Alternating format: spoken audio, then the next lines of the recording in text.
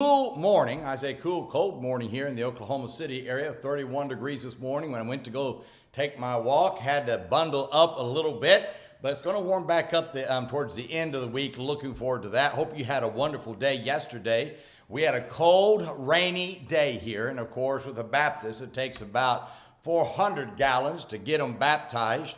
Takes about 2 drops to get them out of church.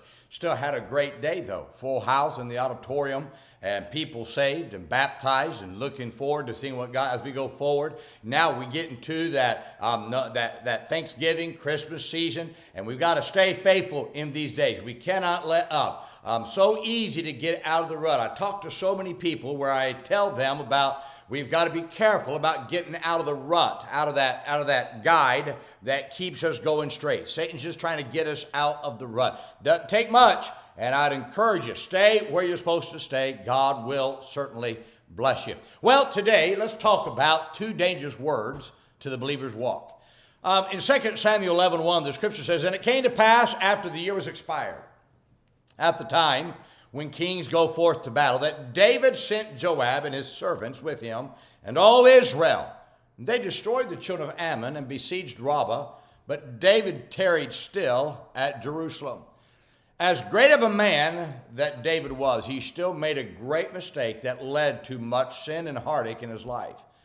This mistake, he had to deal with the consequences of this for the remainder of his life, never stopped. The thing about sin is that its consequences do not care about your spiritual accomplishments. Sin's consequences happen to all who choose to accept sin's invitation. Never forget that. I would imagine if David could have relived his life again, that he would have avoided that one night that transformed a peaceful life and a happy family to a dysfunctional family and a tumultuous life. Now, 2 words are responsible for David's life changing. These 2 words were David's choice.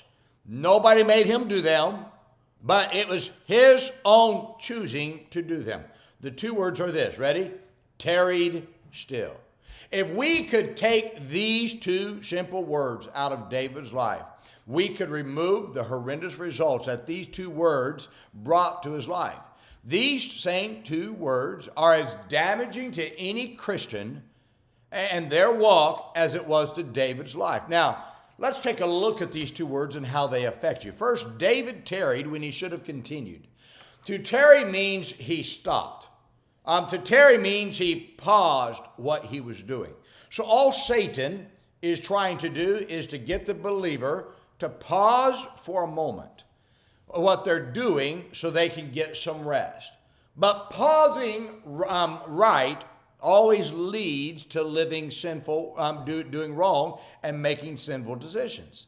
There is no pause button in the Christian walk. You can't just, well, I want to pause it and then pick it back up. It doesn't work that way. Many have paused their life to take a break only to realize they never regained that momentum what they once had for God. You can tarry for a moment, but every moment that you tarry does nothing for God and is time wasted that can never be brought back for that time. You see, we will never know what miracles God would have done in David's life during that time that he tarried. Time to tarry is time to tarry to take a break. It is time that the miraculous stops. You'll never tarry from doing right and find good from coming out of it. Second, David was still when he should have been moving forward. You cannot do anything by faith when you're standing still. My friend, faith is always a forward motion. It's a direction. It's a movement. It's action. You can't stop faith. To be still instead of stepping forward is a faithless action that always leads to a dying Christian walk. Many churches are dying because they are still instead of acting by faith. Many believers are cold and indifferent toward God because they're still. Serving God is always an active action and not an inactive action. You cannot please God by inaction. Never. To be still, instead of moving forward, it might seem safe, But it's the most dangerous decision a believer makes because they stop, get this now, living by faith, and they start living by sight. Now, because David tarried still, he still tarried and ended up in sin. You may choose to tarry still for a moment, but you will still tarry until temptation overcomes you. The greatest way to fight temptation is never to tarry still, but keep moving forward. You cannot accept temptation's invitation if you're moving forward and away from temptation. Everyone faces temptation, but those who choose not to tarry still, but move forward are those who move on from temptation and overcome it. Many a person has stopped just for a moment and they never recover. Let's just say you do recover. Can I tell you this? You may recover, but you still lost that time that you'll never catch up that time. You cannot. That's time that would have propelled you further had you just kept on going.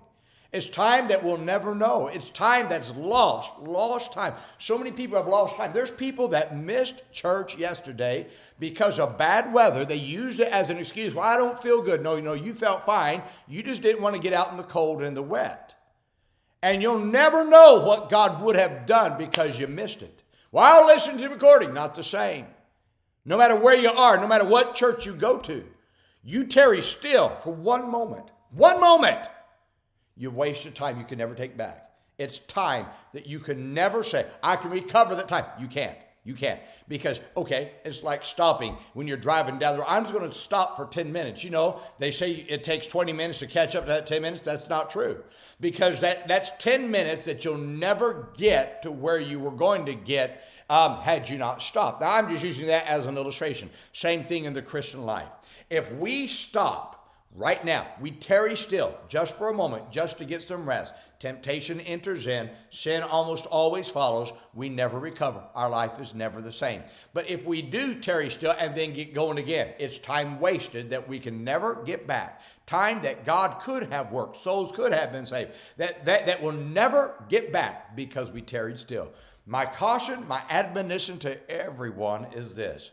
Don't tarry still. Keep moving, my friend. Don't stop. Let faith continue to push it. Even when you're weary, just remember this. They that wait upon the Lord shall renew their strength. God gives you the strength to keep going if you just keep on serving Him. Well, I hope this is a help to you today. Now let's remember today, be good to everyone. Everyone's having a tough time. Have a great day.